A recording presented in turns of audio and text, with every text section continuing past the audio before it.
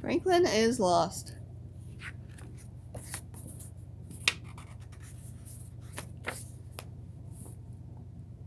Franklin could slide down a riverbank, he could count forwards and backwards, he could zip zippers and button buttons. He could even walk to Bear's house, all by himself, but Franklin was not allowed to go into the woods alone. One day Franklin said, "I'm going to play at Bear's house." "All right," said Franklin's mother, "but be home for dinner by 6 o'clock." She told him the time with the hands on the clock. And Franklin, she warned, "Don't go into the woods alone." Franklin raced down the path, over the bridge, and across the berry patch. Bear was there, Fox was there, Goose and Otter were there. "I'm here," huffed Franklin. "What are you playing?" "Hide and seek," shouted his friends, "and you're it." Franklin started counting. Hide and seek was his favorite game. He wasn't very fast, but he was very clever. He knew Bear always hid in the berry patch. Franklin looked around. He saw a shaggy paw swipe at a branch of berries. "I see you, Bear," he called.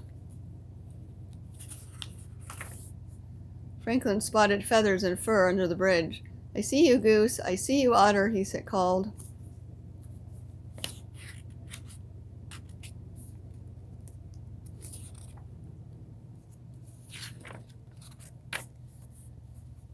Only Fox was left to find. Franklin walked this way and that. He looked into bushes and searched under logs. He walked along the path and over the bridge, and without even thinking, he walked right into the woods. He looked into burrows and all around trees. Franklin searched everywhere, but he couldn't find Fox. Fox wasn't in the woods at all. He was hiding inside Bear's house. After a while, he shouted, "Can't catch me!" But Franklin couldn't hear him. He was too far away. "Where's Franklin?" asked Fox. Nobody knew. They waited a long time. Bear's tummy grumbled. Finally, Goose said, "It's almost 6 o'clock. Franklin must have hurried home for supper." "Of course," they said, and off they went. At Franklin's house, the clock struck 6. Franklin's parents were annoyed. Their supper was ready. By 6:30, they were worried and went looking for Franklin. Franklin's father searched along the path. "Franklin," he called, "where are you?"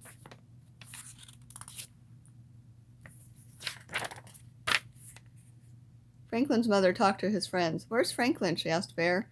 "Where's Franklin?" she asked Otter and Goose. "Where's Franklin?" she asked Fox. Nobody knew. Now they were worried too. It was getting dark. Franklin turned one way and then another. Every tree looked the same. Every rock looked the same. He couldn't find the path. "I'm lost," said Franklin in a tiny little voice. He couldn't remember which way he had come. He didn't know which way to go. He was tired and frightened and all alone. Franklin curled up in a small dark shell and waited.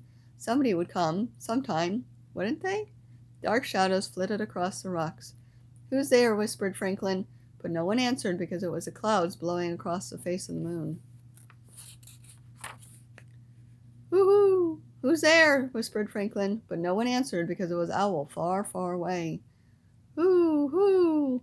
Who's there?" whispered Franklin, but no one answered because it was the wind whistling through the trees. Franklin tried to sleep, but every sound made him jump. He was humming himself a little tune when he heard crick, crack, crick, crack, squash. "Who's there?" whispered Franklin, but no one answered. Then Franklin heard a new sound. It sounded like someone calling his name. He heard it again. Here I am," Franklin shouted over and over. Crick, crack, squish. Franklin's parents came over the knoll. "There you are." They hugged him and kissed him and held him tight. "We were so worried," said Franklin's father. "You were told not to go into the woods alone," scolded his mother. "It wasn't on purpose," sniffled Franklin. "I was looking for Fox and I forgot." "Well, thank goodness you're safe," said Franklin's parents. They found the path and walked all the way home. Their supper was still warm in the oven. After 2 helpings of everything, Franklin had something important to say. "I'm sorry. I promise I'll never go into the woods alone again. Even if Fox hides there?" asked his mother. "Even if Bear hides there?" asked his father.